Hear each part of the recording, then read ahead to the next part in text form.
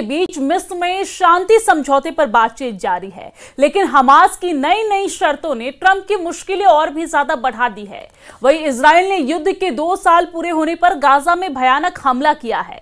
Israel ने Hamas के साथ हिजबुल्लाह के लड़ाकों को भी बारूदी धमाके में दहला दिया है। उधर प्रधानमंत्री नेतन्याहू ने यह दावा करके ट्रंप को अलर्ट किया है कि ईरान ने ऐसी मिसाइल बना ली है जिसकी रेंज में पूरा अमेरिका आने वाला है। खास रिपोर्ट देखिए।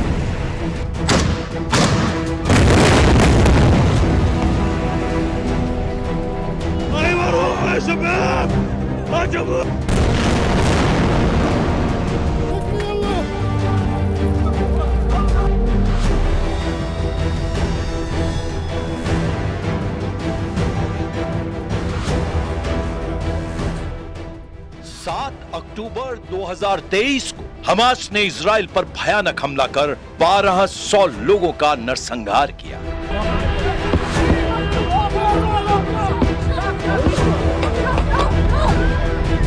सात अक्टूबर 2025 नेतन्याहू की मुनादी, अब अमेरिका में फटेगी खामनेई की इंटरकॉन्टिनेंटल मिसाइल।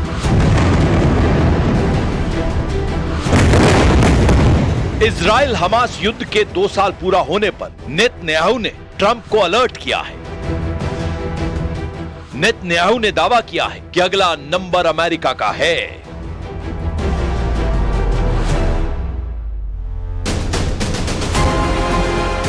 ईरान ने 8000 किलोमीटर की दूरी तक हमला करने वाली बैलिस्टिक मिसाइलें बनानी शुरू की हैं। इनमें 3000 किलोमीटर और जोड़कर वो अमेरिका के पूर्वी तट तक हमला कर सकता है। पीएम नेतन्याहू ने खामनेई की रॉकेट फोर्स की पावर बताने के साथ ही ये भी चेतावनी दी है कि ईरान मिसाइलों का खौफ दिखाकर ब्लैकमेल भी कर सकता है। हमास से चल रहे युद्ध के 2 साल पूरा होने पर नेतन्याहू ने गजा में भयानक हमला कर बदला लेना जारी रखा है। गजा में बेहिसाब बम फट रहे हैं, अंधाधुंध मिसाइल धमाके हो रहे हैं। नेतन्याहू की टैंक बटालियन गजा को रौंद रही है। इजराइल बारूद बरसाकर हमास को 7 अक्टूबर की याद दिला रहा है। नेतन्याहू दुश्मनों को वो खूनी तारीख भूलने नहीं दे रहे जब इजराइल में कोहराम मचा था।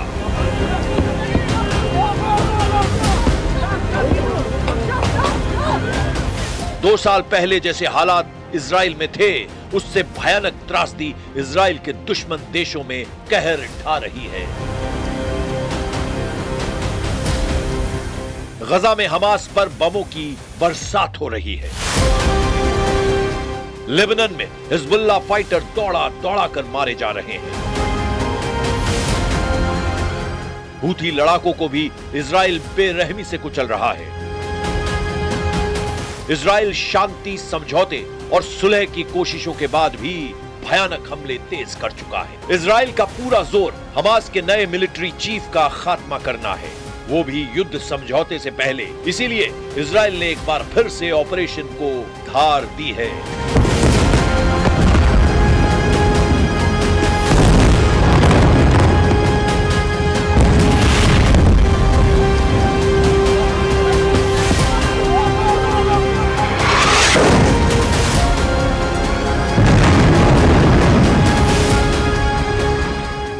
गजा में हमास का नया चीफ रायद साद है।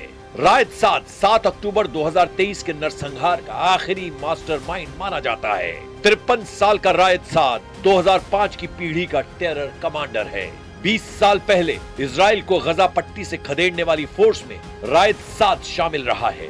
हमास के असल ऑपरेशन चीफ के रूप में काम कर रहा रायद साद फिलहाल इज अल दीन हद्दाद के साथ मिलकर काम कर रहा है। इजराइल डिफेंस फोर्स बड़ी शिद्दत से रायद साद को तलाश रही है। उधर मिस्र के शर्म अल शेख रिजॉर्ट में बातचीत से पहले ट्रंप ने हमास पर मैप बम फोड़ दिया है।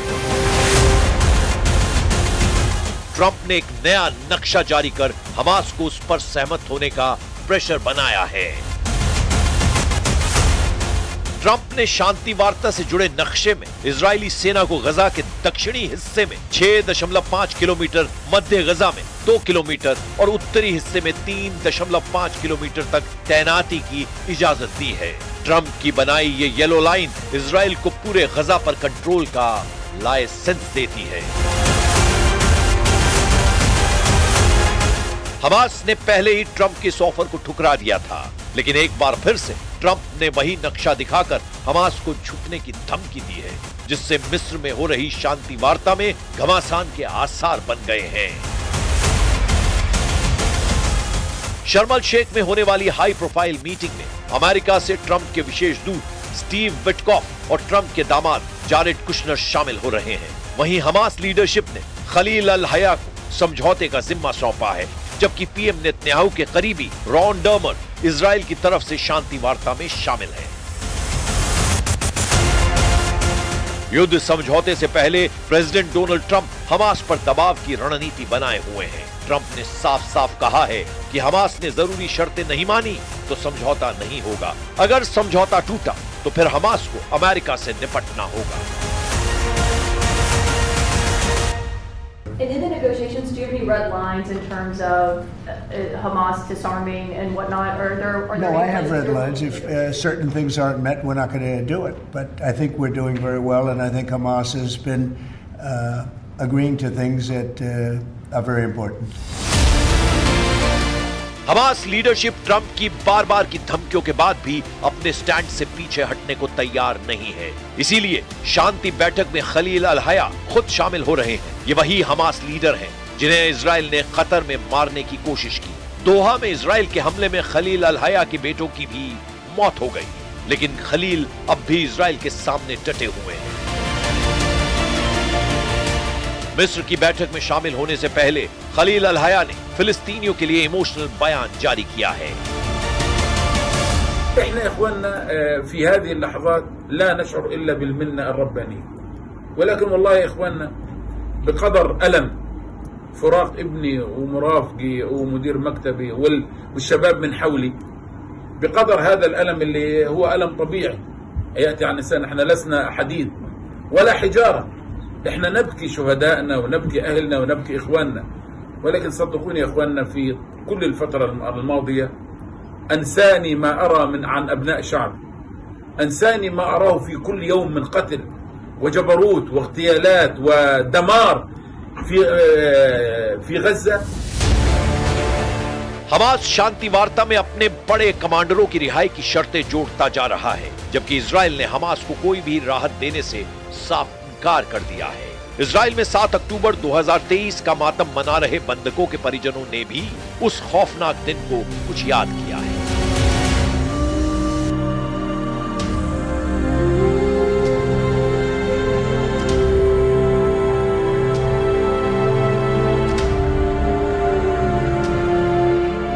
Two years is too long. 2 years is too long. Because we have family living near Gaza, on a kibbutz near Gaza. And I think it took about 15 hours for us to hear from all our family members. So we really feel for everyone here who's still waiting for their family to come home.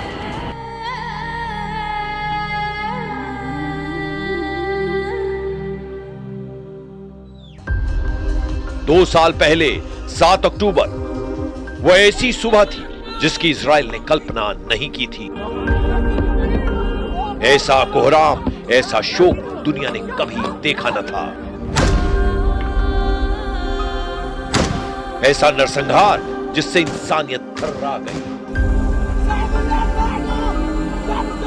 ऐसी त्रासदी जिसने एक अंतहीन युद्ध कराया।